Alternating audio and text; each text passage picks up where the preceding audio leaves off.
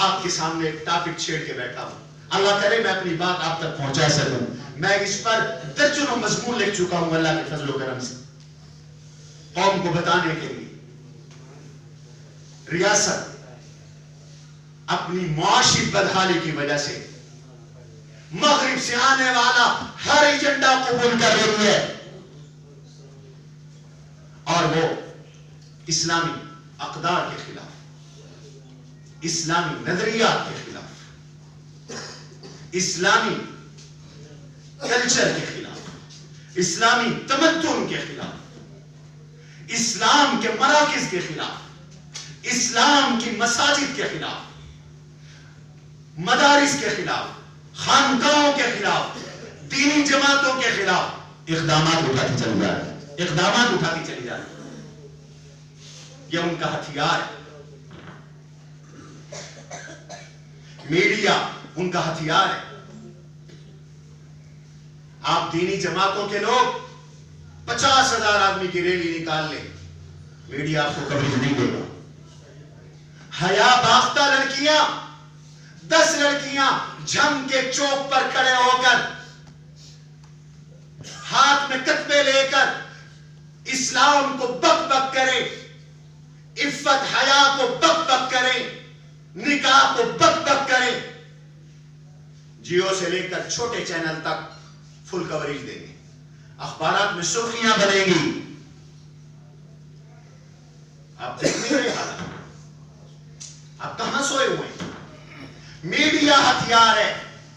Media پہ وہ scholar بٹھائے جا رہے ہیں جو اسلام کی چولے ہلا رہے ہیں، وہ سکالر بٹھائے جا رہے ہیں جو اسلامی نظریات کا مذاق اڑائے، تعبیروں کا دروازہ کھولے، داڑھی کا مذاق اڑائے، پگڑی کا مذاق اڑائے.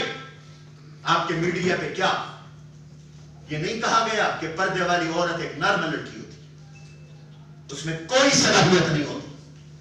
پردے کا مذاق، داڑھی کا مذاق، شلوار قمیض کا مذاق، پگڑی کا مذاق. دہشت گردوں کے خلاف جتنی تصویریں چھاپی گئی سب داڑھی پگڑی والی، سب داڑھی پگڑی والی. یہ کوئی اتفاقی بات نہیں. آپ اتنے بھولے بھالے نہ بنے. یہ مذہب کش اقدام ہے، مذہب کش اقدامات، دین کش اقدامات. مغربی ایجنڈا یہ ہے کہ سیکولر بناؤ لوگوں کو، اور سیکولرزم کا مطلب تو مذہب دشمنی ہوتا ہے، لیکن انہیں عیسائیت سے کوئی دشمنی نہیں، انہیں یہودیت سے کوئی دشمنی نہیں، انہیں ہندو انتہا پسندوں سے کوئی دشمنی نہیں، انہیں کشمیر کے مظالم نظر نہیں آتے، انہیں فلسطین کے مظالم نظر نہیں آتے. وہ انسانی حقوق کی اگر بات کرتے ہیں تو دراصل اسلام کے خلاف بات کرتے ہیں، دین کے خلاف بات کرتے ہیں. اور اسی کو علامہ اقبال نے کہا تھا، قوم مذہب سے ہے، مذہب جو نہیں تم بھی نہیں، یہ جذب باہم جو نہیں محفل انجم بھی نہیں. ہمارے کرام اور دینی کارکنوں، تمہاری شناخت مذہب ہے، میری شناخت مذہب اور دین ہے، لا الہ الا اللہ ہے. بہاروں کے فدا لا الہ الا اللہ. ہم تو اس فلسفے پہ کاربند تھے. اور اقبال نے، مرحوم نے آج 1 صدی پہلے ایک نظم کہی تھی، ابلیس کا اپنی مجلس شورا سے خطاب. تو اس نے کیا ہی بات کہی تھی. اس نے اس وقت کہا تھا، فکر عرب کو دے کے فرنگی تخیلات، فکر عرب کو دے کے فرنگی تخیلات، اسلام کو حجاز و یمن سے نکال دو. کیا آج ایسے نہیں ہو رہا؟ تبلیغی جماعت کے خلاف پابندی، خطبات، تقریریں، اور دوسری طرف کنسرٹ، انڈیا کی اداکاریں، رقاصائیں ناچ رہی ہیں، طواف کے لیے SOPs، رقص کی محافل بغیر SOPs کے 1,00,000 آدمی شریک ہو رہے ہیں. اربوں ریال دے کر ایک انڈین اداکار سے فنگر لے لیے جا رہے، آثار لیے جا رہے. رسول اللہ کے آثار تو مٹا دیے، صحابہ کے آثار تو مٹا دیے، آل بیت کے آثار تو مٹا دیے، انڈیا کے گلوکاروں اور فنکاروں کے آثار لیے جا رہے ہیں. انگلیوں کے نشانات لیے جا رہے ہیں. سیم حالات ہے پاکستان اور سعودی عرب کے. میرے دوستو، آج عدالتیں ہتھیار ہیں. میں معذرت کے ساتھ کہتا ہوں، عدالتیں اپنی جانبداری مشکوک کرتی جا رہی. آپ نہیں سن رہے کہ ملک چیخ رہا. 41 سال سے قائم کراچی کی طارق روڈ کی مدینہ مسجد، 41 سال سے قائم، گورنمنٹ سے منظور شدہ رجسٹرڈ مسجد، NOC کے ساتھ بنی ہوئی مسجد. ہمارے جسٹس صاحب نے بیٹھے بیٹھے آرڈر جاری کر دیا. آرڈر جاری کر دیا بیٹھے بیٹھے، اور حکم دے اس کو گراتے کیوں نہ ہو، گراؤ اس کو گراؤ. اور اسی سپریم کورٹ نے چند مہینے، نہیں جذباتی باتیں نہ کریں، ذرا میری بات کو سمجھیں. ہم کو قانون ہاتھ میں لینے کے لیے نہیں بیٹھے کہ توہین عدالت کریں، لیکن ہمیں تحفظات کا حق حاصل ہے. ذرا میری طرف دھیان کریں. چند ماہ پہلے ایک اور آرڈر پاس کیا 1947 میں.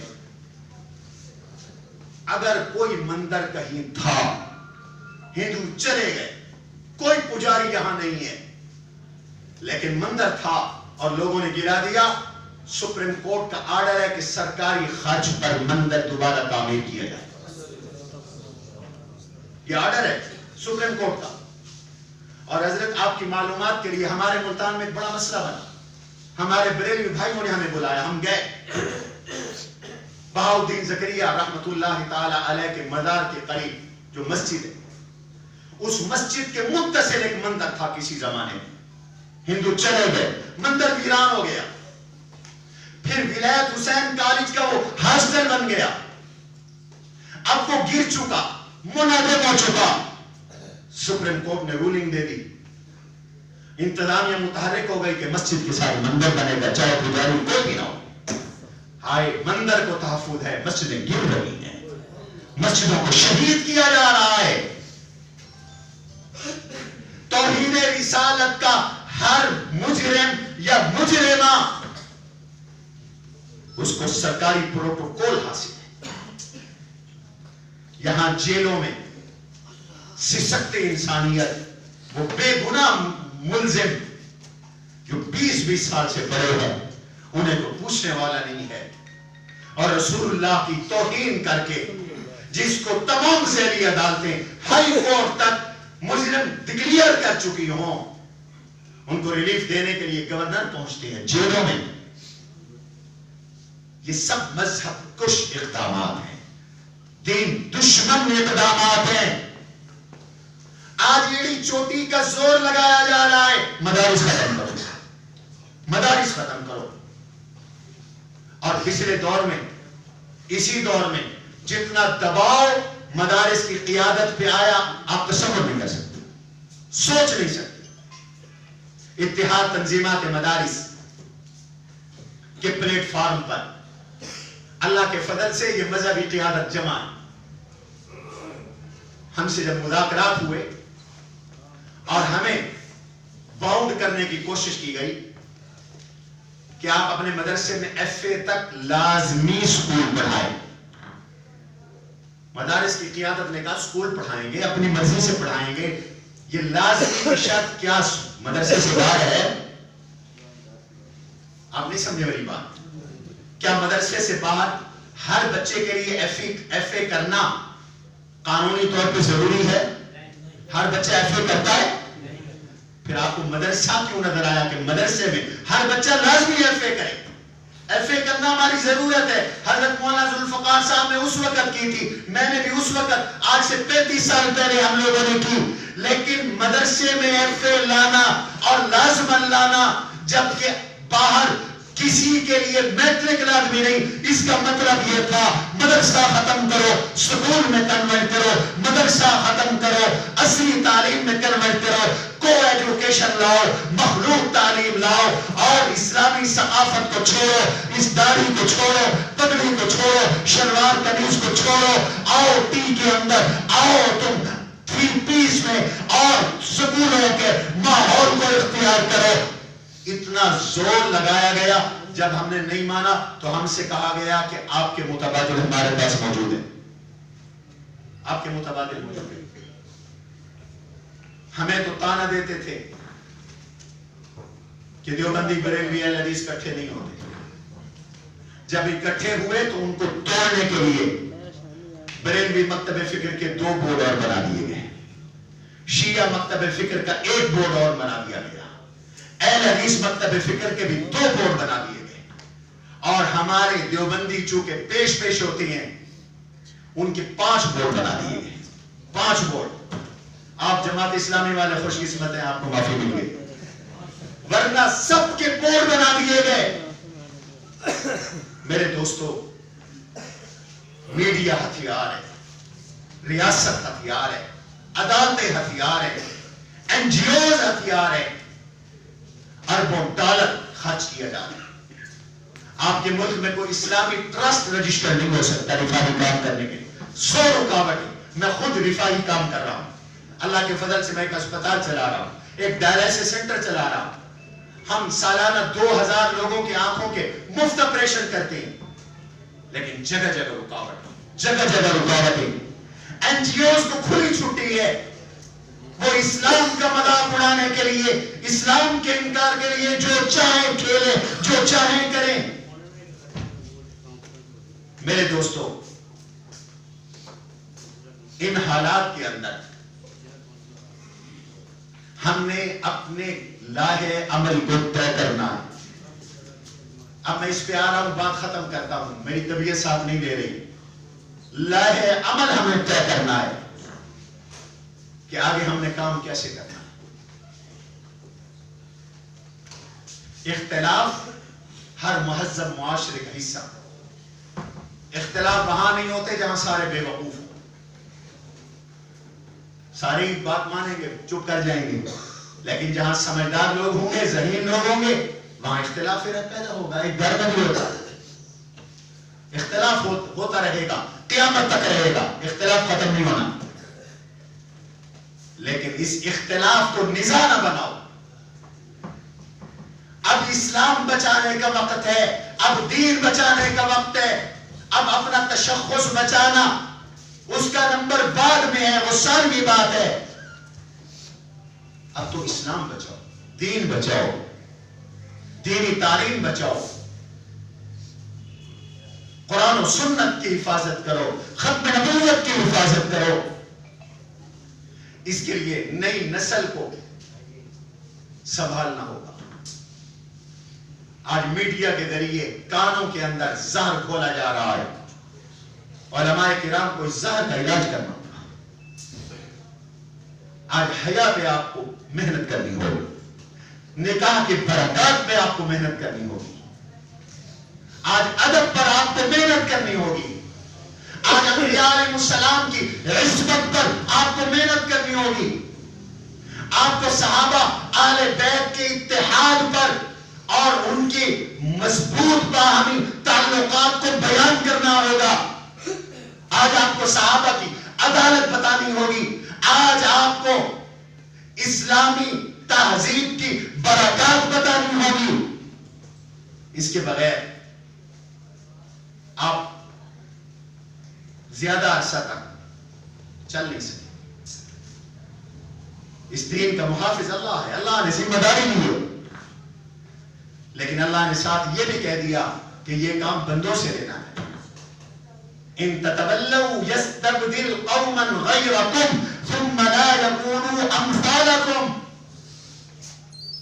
تمہاری قسمت اچھی ہوگی اگر تم اللہ کے دین کی حفاظت کے لیے کھڑے ہو جاؤ, اقامت دین کے لیے کھڑے ہو جاؤ, تحفظ دین کے لیے کھڑے ہو جاؤ. اور اگر تم نہیں کھڑے ہوگے, اللہ نے فرمایا ہے پھر میں ان تتولوا يستبدل قوما غيركم, دوسرے لوگ لے آؤں گا وہ پھر تم جیسے نہیں ہوں گے.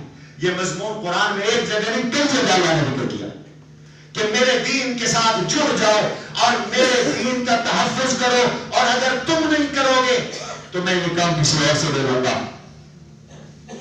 یا ایھا الذین آمنوا من یرتد منکم عن دینہ فسوف یأتی اللہ بقوم. اللہ ایک اور قوم لائے, آگے ان کی اوصاف بھی بیان کی, ان کی اوصاف بھی اللہ تعالیٰ نے بیان کی. وہ اللہ کے محب بھی ہوں گے, اللہ کے محبوب بھی ہوں گے, اذلۃ علی المؤمنین اعزۃ علی الکافرین. مسلمانوں کے لیے نرم ہوں گے، کافروں کے لیے سخت ہوں گے. اللہ کے سلسلے میں کسی ملامت گر کی ملامت کی پرواہ نہیں کریں گے. خطے میں اگر ہم پیچھے رہ گئے تو اللہ افغانستان کے فقیروں کو، افغانستان کے فاقہ کش لوگوں کو اللہ نے کھڑا کیا اور انہوں نے 2 سپر طاقتوں کو شکست دے کر اللہ اکبر کا نعرہ بلند کر دیا. یہ کوئی ناممکن نہیں ہے، یہ کوئی ناممکن نہیں ہے. افغانستان والوں نے بتلا دیا کتنی تعداد تھی، کیا مسائل تھے. یہ کوئی پچھلے دور کی بات نہیں ہے. اگر یہی طالبان مذہبی نہ ہوتے تو اس کو میڈیا ایسے بیان کر کے ہیرو بناتا دنیا کے اندر کہ آپ تصور نہیں کر سکتے. لیکن یہ خدا مست لوگ تھے. میڈیا نے الٹا آج تک منفی پروپیگنڈا کیا، ورنہ ان کی جرأت دیکھو، ان کی استقامت دیکھو، ان کی شجاعت کو دیکھو، ان کی بہادری کو دیکھو، ان کے استقلال کو دیکھو. امریکی رپورٹ ہے ان کی تعداد 40,000 سے 80,000 کے درمیان ہے. ان کے پشت پر دنیا کا کوئی ملک نہیں تھا، ساری دنیا ایک طرف تھی، وہ چند ایک طرف تھے.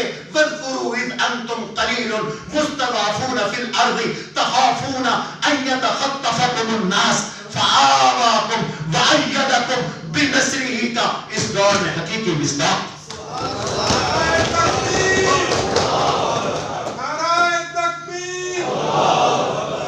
اللہ نے کہا اس وقت کو یاد کرو.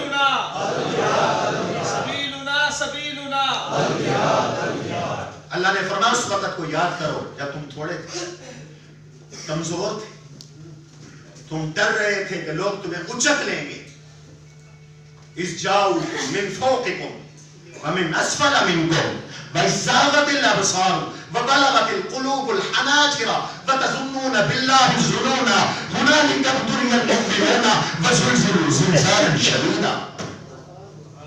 اوپر سے فضائی بمباریاں، B-52 ڈیزی کٹر بم، بڑے بڑے جہاز، دیو ہیکل جہاز، پچھلا پڑا ہوا سارا بارود آزمانیہ، جنازوں تک کو نہیں چھوڑا. بمباریاں کر کے جنازہ پڑھنے والوں کے پر خدشے اڑا دیے، مسجدیں اڑا دی اور 5,000 ارب ڈالر خرچ کیا امریکہ. میں نے اس پہ کالم لکھا اور BBC سے یہ فگر نقل کر رہا ہوں اور مختلف عالمی اداروں سے. 5,000 ارب ڈالر صرف سود امریکہ جو اس قرضے پہ دے گا وہ 500 ارب ڈالر.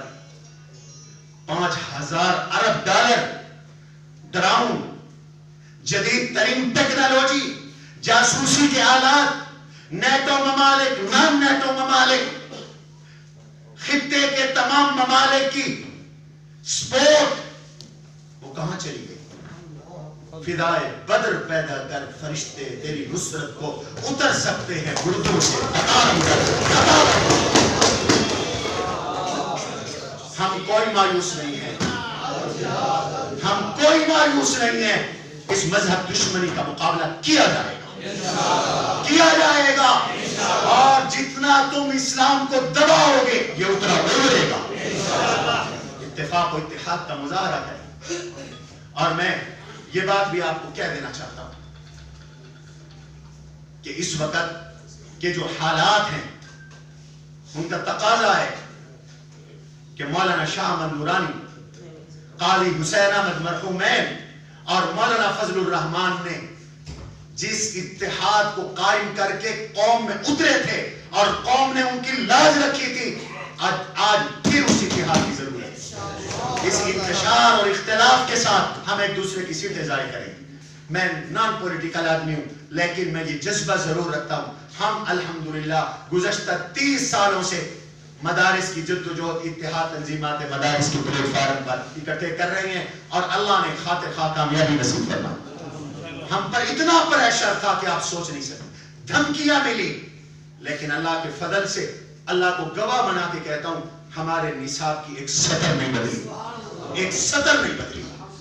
جو نصاب ہم پڑھا رہے تھے مشرف دور سے پہلے سے آج بھی ہم وہی نصاب پڑھا رہے ہیں اور انشاءاللہ ہم اپنے نصاب میں کسی کو دخیل نہیں ہونے دیں.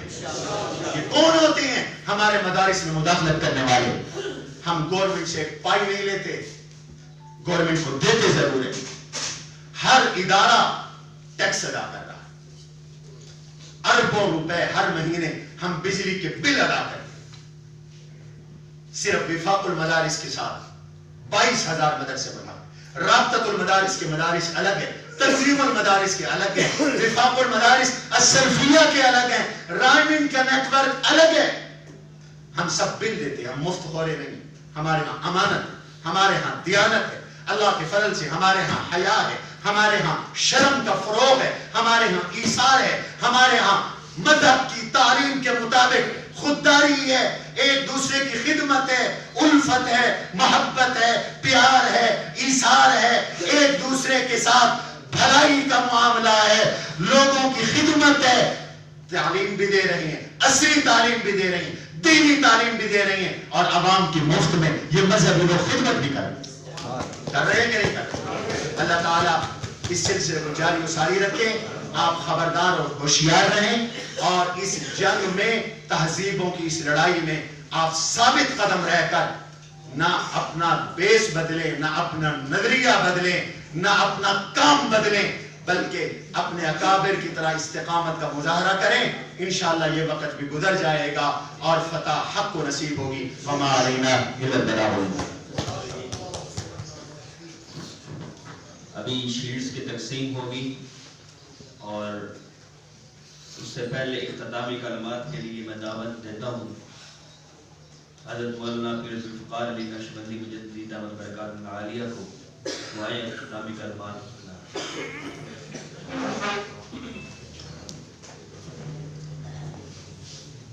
بسم اللہ الرحمن الرحیم۔ وقت کافی بیت چکا ہے اور ہم نے کوئی لمبی چوڑی بات بھی آپ سے اب نہیں کرنی، سر مہمانان گرامی کا میں نے شکریہ ادا کرنا ہے، خصوصاً اپنے برادر محترم شیخ الحدیث و شیخ التفسیر حضرت مولانا زبیر احمد صدیقی دامت برکاتہ العالیہ، جو اپنی علالت کے باوجود اور بخار کے باوجود ہماری اس دعوت کا تشریف لائے۔ حضرت کی ہماری انتہائی عزت نوازی ہے، میں دل کی گہرائی سے ان کا شکر گزار ہوں۔